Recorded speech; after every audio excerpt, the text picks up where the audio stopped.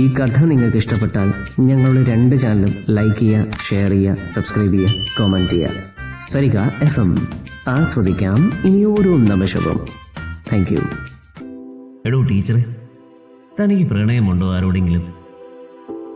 അതെന്താ പക്ഷേ ഇപ്പം അങ്ങനൊരു സംശയം? എനിക്ക് പ്രണയമില്ലെന്നാണ് അങ്ങ് പറയുന്നത്. അതല്ലടോ, താൻ പണ്ടത്തെ ആ 18കാരിയിൽ നിന്നും ഒരുപാട് മാറിയിരിക്കുന്നു. അന്നൊക്കെ പറ കേക്കട്ടെ. അന്നൊക്കെ ഞാനൊന്ന് സംസാരിക്കാൻ വന്ന എന്തൊരു നാണക്കാരിയായിരുന്നു ഇയാൾ. അന്നത്തെ കാലമാണോ മാഷേ ഇന്ന്? അന്ന് ഭയമായിരുന്നു എന്തിനോടും. പിന്നെ അങ്ങല്ലേ എന്നെ ഭയമൊക്കെ മാറ്റി എന്നെ ശരിക്കൊരു പ്രണയിലേക്ക് മാറ്റി. അതൊക്കെ ഞാൻ സമ്മതിച്ചു തരാം. പക്ഷേ കല്യാണം കഴിച്ചപ്പോൾ ഉണ്ടായിരുന്ന പ്രണയമൊന്നും ടീച്ചർക്ക് ഇപ്പം എന്നോടില്ല. അയ്യടാ, പ്രണയിക്കാൻ പറ്റിയ പ്രായം മുത്തശ്ശനായി. അപ്പോഴാ കൊതികുത്ത വന്നേക്കുന്നത്. ഓ, ഞാൻ മുത്തശ്ശനായി സമ്മതിച്ചു. ടീച്ചറും മുത്തശ്ശിയുമായില്ലേ? എന്നിട്ടും എഴുത്തൊക്കെ ഞാൻ കാണാറുണ്ട്. അതാണോ എൻ്റെ മാഷേ? പ്രണയം എഴുതിയെന്ന് വെച്ച് ഞാൻ പ്രണയിക്കുന്നു എന്നാണോ? ഞാനൊന്നും പറയുന്നില്ലേ. ചില കമന്റുകളും ടീച്ചർ അതിന് കൊടുക്കുന്ന മറുപടിയും ഒക്കെ ഞാൻ വായിക്കാറുണ്ട്. എൻ്റെ കുശുമ്പം മാഷേ, അതൊക്കെ ഓപ്പണായിട്ടല്ലേ ഞാൻ എത്ര വട്ടം പറഞ്ഞേക്കുന്നു മാഷേ. എൻ്റെ ഫോണൊന്ന് നോക്ക്, ഇൻബോക്സിൽ എനിക്ക് വരുന്ന മെസ്സേജ് ഒന്ന് നോക്കുന്നൊക്കെ. പിന്നെ എന്നിട്ട് വേണം ഭാര്യയെ സംശയിച്ച് ഫോൺ ചെക്ക് ചെയ്ത ഭർത്താവെന്ന പേരുദോഷം എനിക്ക് വരാൻ. ഞാനില്ലേ?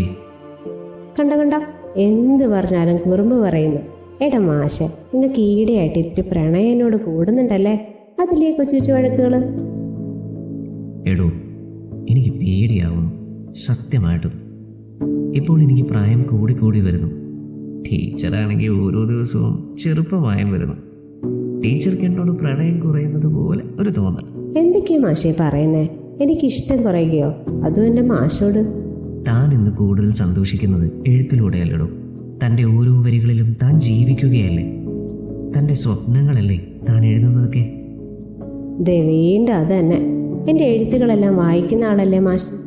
എഴുത്തുകളെയും ജീവിതത്തെയും ഒരേ തെറ്റി കാണുകയാണെന്ന മാഷ്. മാഷിക്ക് ഇഷ്ടമല്ലെങ്കിൽ ഞാൻ നിർത്തുകയാണ് എഴുത്ത്. എടോ ലക്ഷ്മി, താൻ എന്തായി പറയുന്നത്? തൻ്റെ സ്വർഗവാസന ഞാൻ കാരണം വേണ്ടെന്ന് വെക്കേ ഒരിക്കലും പാടില്ല.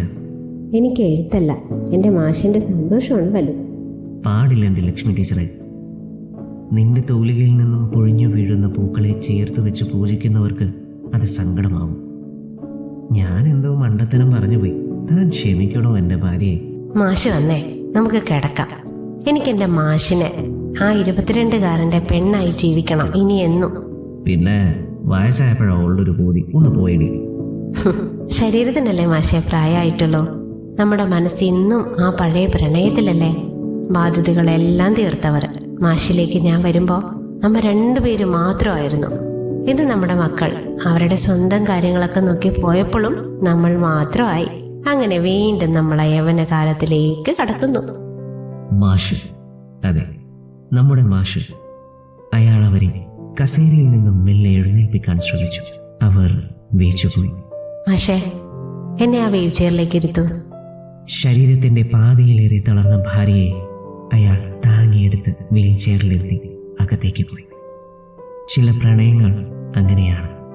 മാഷിനെ പോലെ, ടീച്ചറിനെ പോലെ ഒരുപാട് പേരുണ്ടാകും അല്ലേ നമുക്കിടയിൽ. പ്രണയിക്കുക, പ്രണയിച്ചുകൊണ്ടേയിരിക്കും.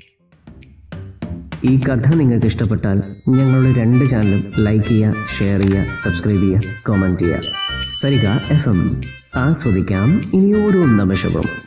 Thank you.